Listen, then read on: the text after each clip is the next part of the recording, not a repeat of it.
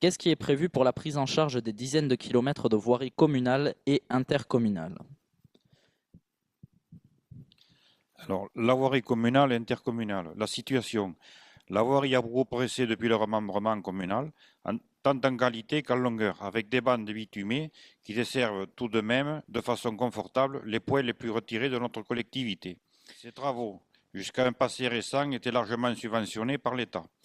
Actuellement, cette voirie représente 60 ou 70 km, ce qui est considérable pour une commune de moins de 4000 hectares.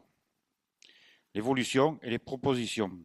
Depuis la fin des remembrements, les travaux de goudronnage ne sont plus du tout subventionnés par qui que ce soit. Il a donc fallu s'adapter. Pour garder une voirie communale convenable, Montclar et les communes du Quercy se sont donc organisées en se dotant de matériel efficace pour assurer l'entretien de tous ces chemins, goudronneuses, compacteurs, et ces moyens ont été mutualisés dans le cadre de la communauté de communes. Même politique pour le faucardage.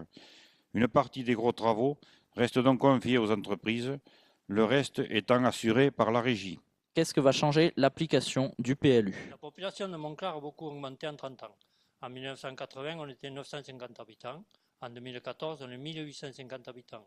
Les chiffres parlent d'eux-mêmes. L'enjeu est de trouver un équilibre entre notre souci de rester une commune rurale et la nécessaire progression de la commune.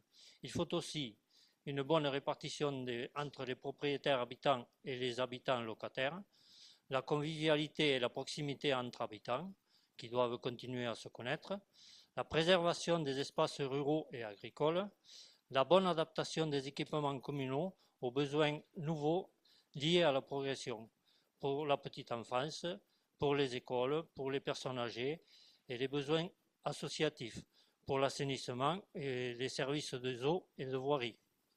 Ce sont tous ces objectifs que nous aurons à atteindre pour la gestion de notre PLU, avec les contraintes qui nous sont imposées, priorité aux zones agglomérées, interdiction du mitage, c'est-à-dire de l'éparpillement, schéma d'aménagement dans toutes les zones constructibles. Et dans tout cela, notre souci constant a été de nous attacher à l'intérêt général. Pensez-vous maintenir la politique actuelle de maîtrise fiscale dans le domaine agricole?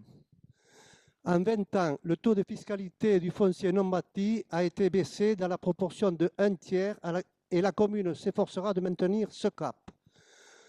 Outre les dégrèvements ponctuels liés à de mauvaises saisons, actuellement la commune a répondu aussi à la demande du syndicat de la profession des fruits et vignes en accordant l'exonération du foncier non bâti sur ces cultures pour 3 ans, afin de prendre en compte la surtaxation constatée à l'échelle nationale et conformément aux dispositions fiscales des communes autorisées par l'État.